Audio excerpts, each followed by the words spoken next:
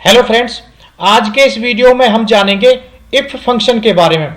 दोस्तों, if function कहां पे यूज होता है? जहां पर स्थिति अगर मगर या यदि की आ जाती है कि यदि ऐसा है तो क्या होगा और ऐसा है तो क्या होगा, उस कंडीशन में हम फंक्शन इफ का यूज करते हैं। जैसे कि मैंने अभी आपको बताऊंगा 5 एग्जांपल्स आपके सामने लिए हुए हैं। एग्जांपल 1 में 40 मार्क्स पास, यदि किसी ने 40 नंबर लिए हैं तो उसको हमें पास, और जिसने 40 से कम लिए हैं उसको हमें फेल में रिप्रेजेंट करना है, तो वो हम इफ फंक्शन से कर सकते हैं। सेकंड एग्जांपल में add 5 numbers if marks less than 40 and equivalent to 40, अगर किसी ने बंदे ने किसी कैंडिडेट ने 40 से कम मार्क्स लिए हैं या 40 भी लिए हैं तो उसको हमें ग्रेस पीरियड या ग्रेस मार्क्स के रूप में 5 नंबर एक्स्ट्रा देते हैं, तो वो हम कैसे इफ फंक्शन से कर सकते हैं। टारगेट पॉइंट्स 50, यदि हमने टारगेट पॉइंट्स जो 50 का एक टारगेट लिया है, जिस बंदे ने भी जिस कैंडिडेट ने भी 50 मार्क्स 50 पॉइंट्स लिए हैं उसके हमें नाम निकालने हैं। तो टारगेट नॉट अचीव नेम, जिन कैंडिडेट ने अपना टारगेट अचीव नहीं किया उनके नाम ये हैं, और जिसने कर लिया है उनके नाम ये हैं। इसी तरह से अगले एग्जांपल में इंक्रीज वैल्यू बाय परसेंटेज, यदि किसी ब्रांड्स की पर्टिकुलर ब्रांड्स की हमें वैल्यू बढ़ानी है एक पर्टिकुलर परसेंटेज थे, तो वो हम कैसे करेंगे और कितनी इंक्रीज्ड वैल्यू हुई है वो हम कैसे दिखाएंगे। अगले एग्जांपल में रिवार्ड्स एज प्रमोशन, अगर हमने एक टारगेट रखा कि जिसने भी 10,000 सेल्स वैल्यू करी है उसको हमें रिवार्ड्स के रूप में 1000 देना है, तो हम दो तरह से उसको मैसेज दे सकते हैं। ओके थैंक्स विन, जिसने रिवार्ड्स पॉइंट गेन किए हैं, जिसने सेल्स वैल्यू 10,000 कर ली है, या तो हम उसको एक मैसेज दें कि ओके थैंक्स विन, आपने जीत लिया, और जिसने नहीं कर पाया best of luck for next time. या फिर ऐसा कर सकते हैं कि जिसने भी रिवार्ड्स पॉइंट जीता उसको 1000 का अमाउंट उसके सामने शो हो जाए, और जिसने नहीं किया best of luck for next time लिखा हुआ आ जाए।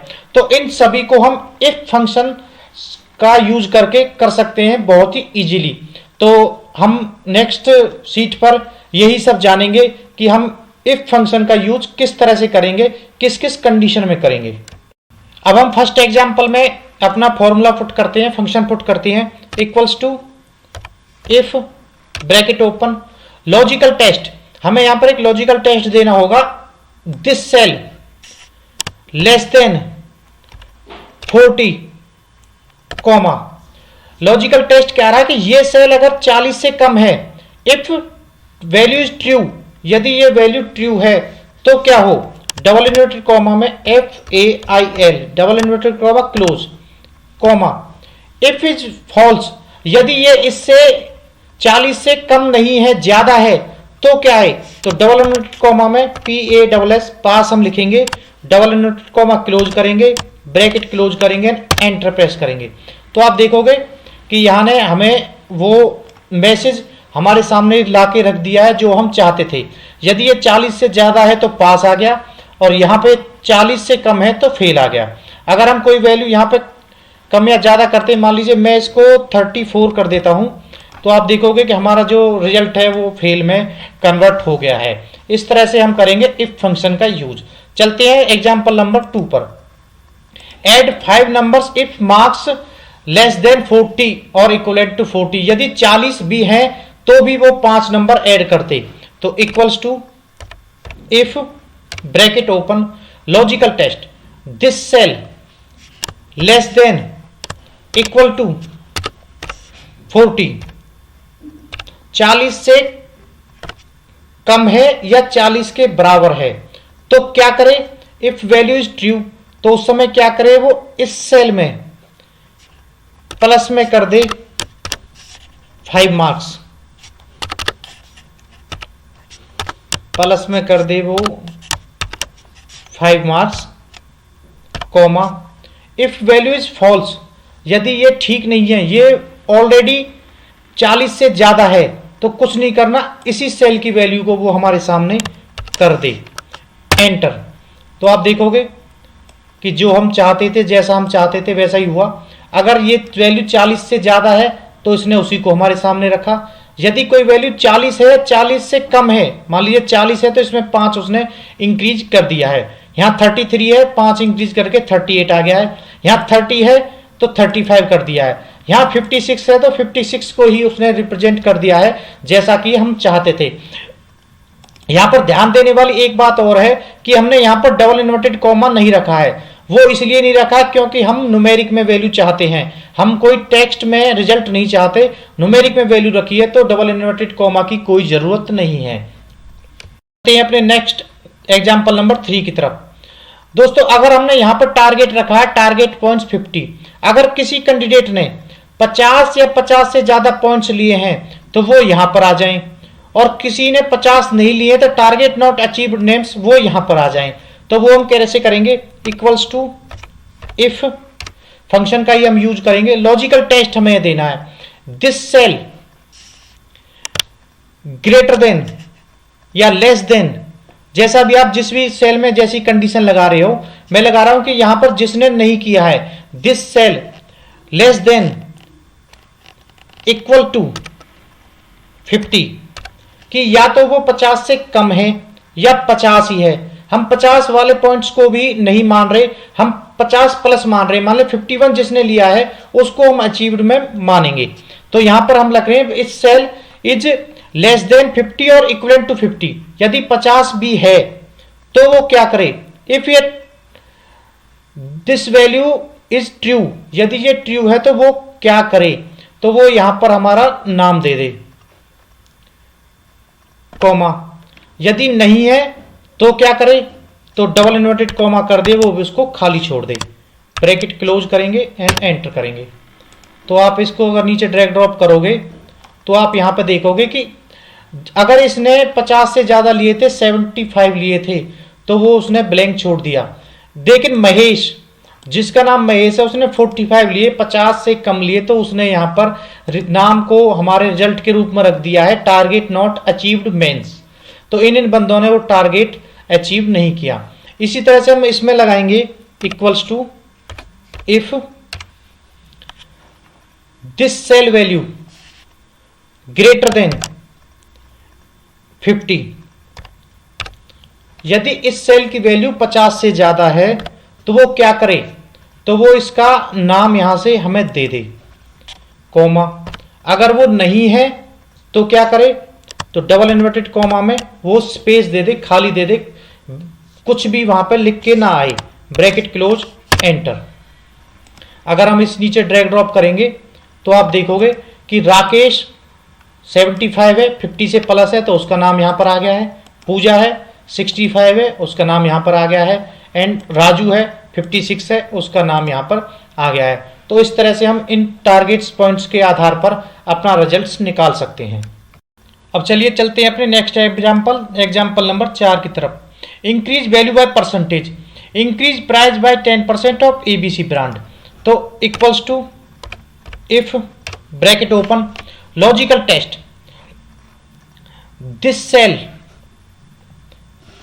Equals to double inverted comma A B C double inverted comma close and comma. यदि ये जो सेल है इसमें वो क्या सर्च करे, एबीसी सर्च करे। यदि वो ट्रू है, अगर उसको एबीसी मिल जाता है तो वो क्या करे, तो इस प्राइस में प्लस में कितना कर दे, 10% इंक्रीज कर दे। तो इसी वैल्यू का मल्टीप्लाई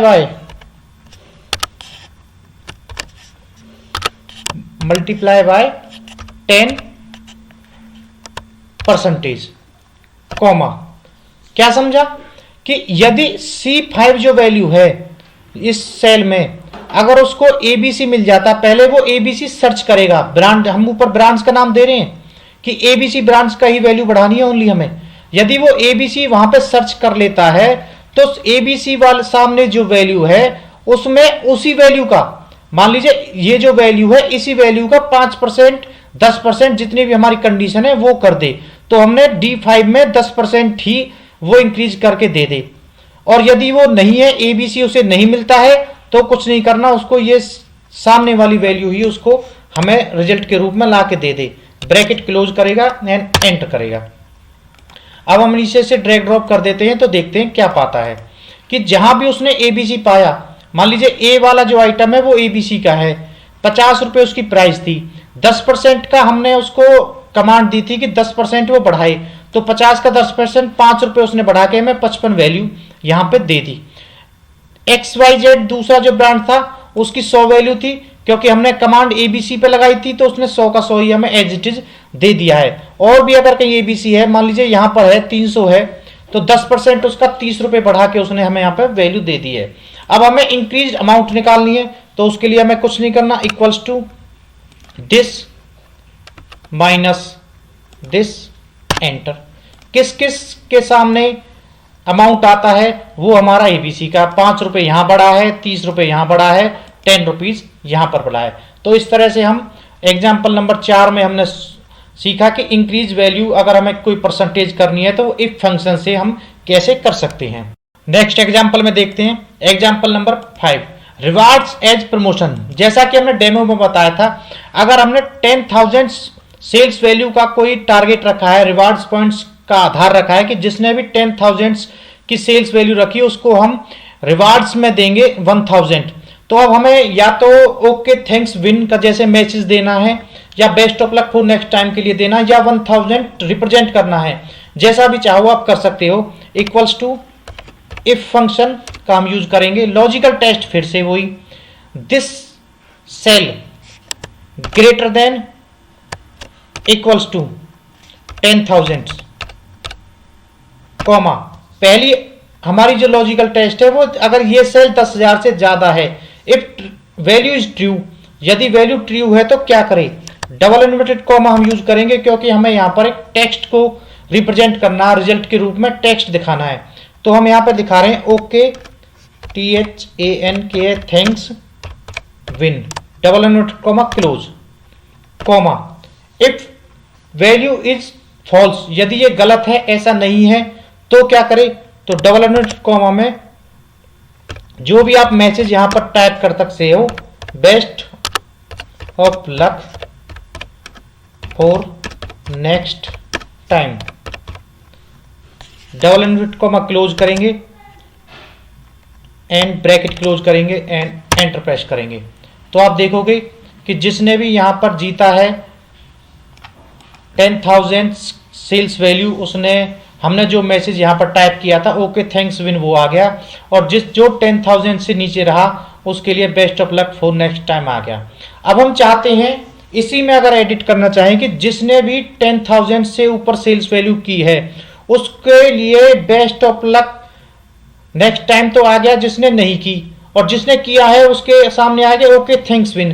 तो ओके थैंक्स विन की जगह अगर हमें उसको 1,000 रुपए जो हमने रिवार्ड्स पॉइंट्स रखे थे वही आए, तो उसके लिए क्या करेंगे, तो हम डबल क्लिक करते हैं और जो ये मैसेज हमने यहां पर टाइप किया है 1,000 जिसने रिवार्ड्स पॉइंट्स पा लिए हैं उसके सामने ओनली हमें 1,000 लिख देना है, क्योंकि ये नंबर एक न्यूमेरिक है, तो हमें डबल इन्वर्टेड कॉमा में इसको बंद करने की कोई जरूरत नहीं है। सिंपल हम एंटर करेंगे, तो आप नीचे इसके ड्रैग ड्रॉप करोगे तो आप देखोगे कि उस मैसेज की जगह जो यहाँ पे ओके थैंक्स विन था उसकी जगह 1000 आ गया है। तो दोस्तों इस तरह से हम इफ फंक्शन का यूज मल्टीपल केसेस में कर सकते हैं, जैसा भी आपका डाटा हो, जैसा भी आपको जहां भी यदि अगर मगर की कंडीशन होती है वहां पर हम इफ फंक्शन का यूज कर सकते हैं। उम्मीद करता हूं कि आपकी समझ में आया होगा। वीडियो को लाइक करें, शेयर करें और चैनल को सब्सक्राइब करें, जिससे आने वाले और भी एडवांस्ड वीडियोस के नोटिफिकेशन आपको तुरंत मिल जाएं। थैंक यू, धन्यवाद दोस्तों।